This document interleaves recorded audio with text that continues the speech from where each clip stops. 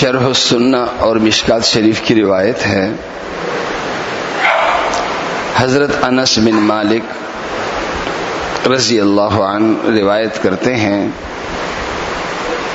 کہ ایک صحابی جن کا نام ظاہر بن حکیم تھا، دیہات میں رہتے تھے۔ جب دیہات سے آتے تھے تو اللہ کے نبی صلی اللہ علیہ وسلم کے لیے کچھ دیہات کی چیزیں، خاص چیزیں لاتے تھے۔ جو دیہات میں ہوتی تھی وہ چیزیں شہر میں نہیں ہوتی تھی۔ جب وہ جاتے تھے واپس تو اللہ کے نبی صلی اللہ علیہ وسلم کا بھی معمول تھا کہ ان کے گھر والوں کے لیے آپ ضرور کوئی نہ کوئی تحفہ بھیجتے تھے۔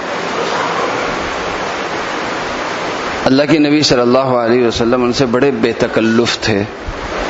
جب آتے تھے تو آپ ازراہ بے تکلفی فرماتے تھے، ظاہر ہمارا دیہات ہے اور ہم ظاہر کے شہر ہیں۔ وہ آتے تھے اپنی چیزیں شہر میں بیچنے کے لیے، تو ایک دن ایسے ہوا کہ وہ بازار میں اپنی چیزیں فروخت کر رہے ہیں۔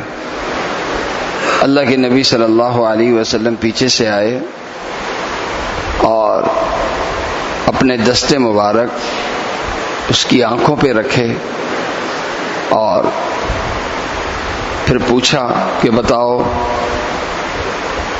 میں کون ہوں؟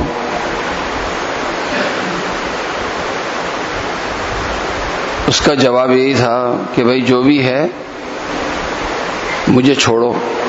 جب اسے معلوم ہوا کہ اللہ کے نبی صلی اللہ علیہ وسلم ہیں تو بار بار اپنی کمر جناب رسول کریم صلی اللہ علیہ وسلم کے سینے اقدس سے لگا رہے تھے اور بار بار یہی کہہ رہے تھے کہ اللہ کے نبی میں تو آپ کا غلام ہوں۔ اللہ کے نبی صلی اللہ علیہ وسلم نے فرمایا کہ جب تم میرے غلام ہو تو پھر تو میں تمہاری بولی لگا لوں۔ تو عرض کیا یا رسول اللہ اگر میری بولی آپ لگائیں گے تو پھر تو میری قیمت بہت کم لگے گی۔ جناب رسول کریم صلی اللہ علیہ وسلم نے فرمایا تمہاری قیمت اللہ کے ہاں جو ہے وہ اتنی زیادہ ہے جس کا تم تصور نہیں کر سکتے۔ اس طرح کے واقعات احادیث مبارکہ میں ایک نہیں بیسیوں ہیں۔ محدثین کرام نے اس طرح کے واقعات بھی نقل کیے ہیں یہ بتانے کے لیے کہ اللہ کے نبی صلی اللہ علیہ وسلم اپنے صحابہ کے ساتھ کتنے بے تکلف رہتے تھے۔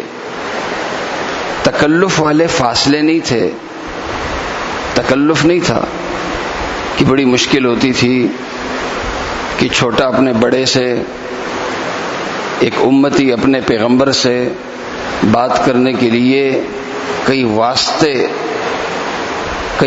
لگانے پڑتے، ایسا نہیں۔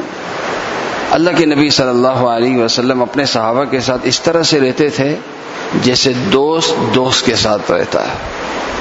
اللہ کے نبی صلی اللہ علیہ وسلم ان سے بے تکلف ہوتے تھے، لیکن صحابہ بھی اس کا غلط فائدہ نہیں اٹھاتے تھے کہ بے تکلف ہے لہذا وہی سلوک کرو جو ایک دوست کے ساتھ ہوتا ہے۔ نہیں، اللہ کے رسول صلی اللہ علیہ وسلم کے صحابہ بھی اللہ کے نبی صلی اللہ علیہ وسلم کو حد سے زیادہ عزت دیتے تھے۔ جب ایک طرف سے احترام ہو، دوسری طرف سے شفقت ہو، پھر بے تکلفی کے تعلق میں حسن بھی ہے، اس میں علم بھی ہے، اس میں تقوی بھی ہے، اس میں معاشروں کی ترقی بھی ہے۔ لیکن جہاں تکلف آئے یا بے تکلفی ہو لیکن حدود کے اندر نہ ہو، دونوں صورتوں میں جب اعتدال سے بات ہٹتی ہے تو پھر اس کا نقصان ہوتا ہے۔ چاہے یہ گھر میں تکلف یا حد سے زیادہ بے تکلفی گھر میں آتی ہے تو وہاں کے لیے نقصان دہ، معاشرے میں آتی ہے تو وہاں کے لیے نقصان دہ، کسی استاذ کی کلاس میں جب یہ چیز آتی ہے وہاں کے لیے نقصان دہ، کسی مسجد میں یہ چیز آتی ہے تو وہاں کے لیے نقصان دہ۔ اس لیے ہر کام کو کیا جائے اعتدال کے ساتھ۔ جب اعتدال کے ساتھ ابھی تکلف اور بے تکلفی کے درمیان جب اعتدال رکھا جاتا ہے تو اس کا بھی اپنا حسن اور اپنا مزہ ہے۔ اللہ تعالیٰ مجھے اور آپ سب کو عمل کرنے کی توفیق